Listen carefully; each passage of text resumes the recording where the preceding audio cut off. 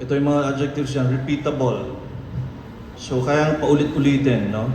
Initially with your help, or guided by you, and then eventually by the patient, himself or herself, magagawa niya on her own. So it's, or his own, repeatable dapat siya. So it's something that can be reproduced, so reproducible, consistent, and something that you are able to record.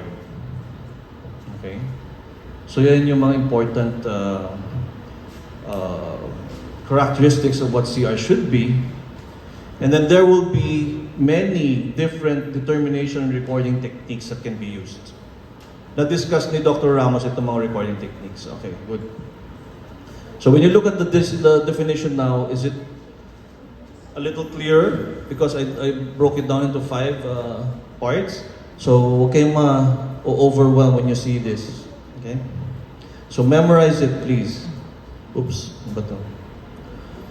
So why centric relation? I explained it already. So there is no teeth contact relationship. So you have to make use of the joints and the interplay between muscles and ligaments and the neuromuscular control. Diba? Wala nang ngipin eh. So make use of what is attached to the mandible and controlling the position of the mandible. No? So the muscles are used as reference. So there should be a reproducible mandibular position that would enable you to fabricate a prosthetic. Okay? So limitations, nabanggit ko na ito. I won't go through this anymore. Sabi nga natin, merong variations, pero based on evidence, it's a reliable, reproducible physiologic treatment position, based on the recent evidence. Kalimutan ko yung year. It was just very recent. And then, no substantive evidence of adverse outcomes. So that's why we still make use of CR. So it's generally accepted reference position. And just this guy, or this guy, Daniel Manfredini, is a very big critic of the concept of CR. Pero when he tried to study it, he also now supports the use of CR position as a pragmatic reference.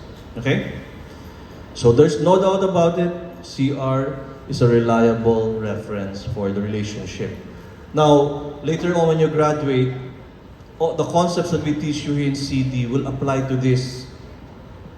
So, familiar ba kayo sa tinatawag na full mouth rehabilitation? Di ba? Uso yun ngayon eh. Worn out dentition, and then lahat ika-crowns, lahat i-veneers, di ba?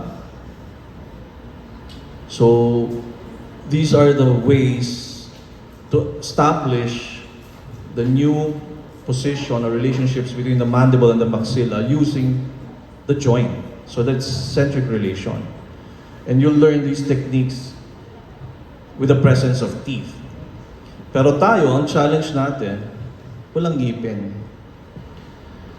Okay? By the way, kahit na anong techniques na gamitin mo based on evidence, they are all almost the same in terms of accuracy. But what is equally critical is your technique or your ability to perform the technique.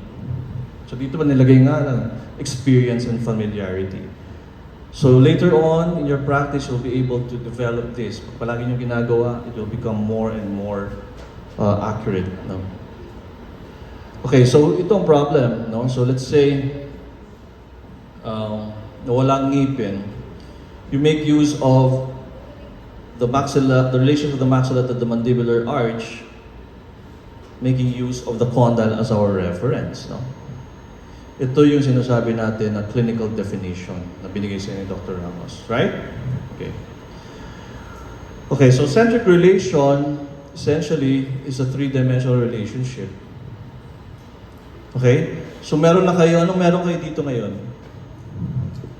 Ito, may maxillary OCR na kayo. But again, you don't have the relationships yet. Okay? So first, the superior-inferior relationship, the anterior-posterior, and of course, medial-lateral, and the combination, of course, of the two. Okay? So it can be broken down into horizontal and vertical. Yeah. So it's like XYZ axis.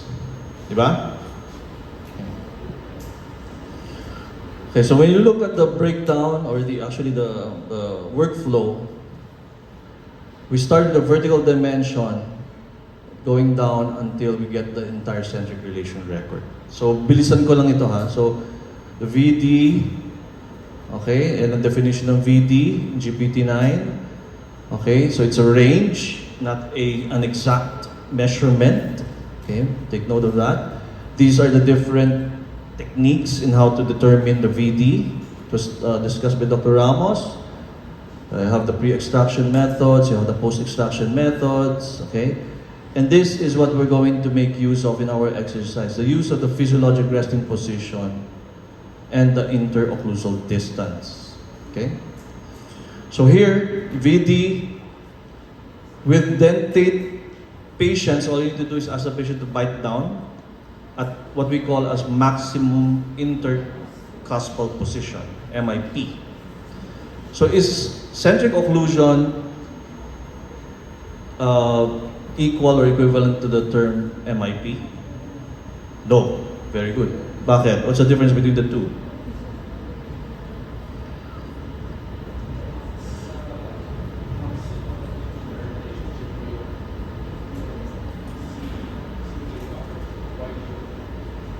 Then, I'm asking about CO versus MIP. Kasi yun very common yan. It's a misconception. People think, or dentists think that they're the same, but they're not. Yun. What is cusp to fossa, the best fit between occlusal surfaces of the teeth and interdigitation. Kumbaga, what is that? That is maximum intercuspal position or maximum intercuspation. Now, what is its difference with CO? Guys, listen please. What's the difference with CO? What is its difference with CO? CO is not related to the teeth contact relationship. CO is the relationship, let me rephrase that. CO is based on the position of the condyle. So the contact relationship when the condyle is at CR or CJR is CO. Do you get it? Okay, maximum intercuspation doesn't mean that the joint is at CR. Hindi. It may or may not be there. But if you try to trace and establish CR on the joint, and then you ask the patient to bite down at CR, pag nag-contact yung ngipin, that is CO. Pwedeng hindi siya naka-maximum intercuspation. Clear? Okay. So, take note of that, ha? Baka lumabas mga exam yan, ha?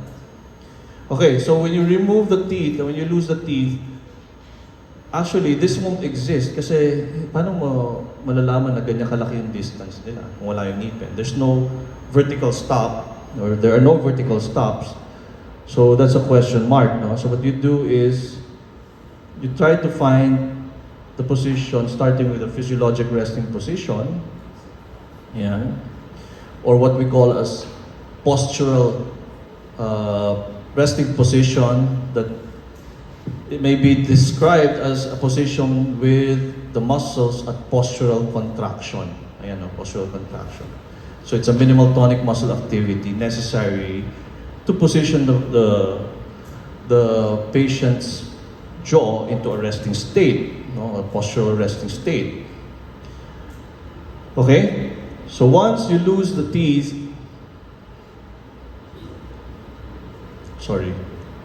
ganun, wala. Okay, di ba yan? So, when you measure that, that is the VDR. Okay?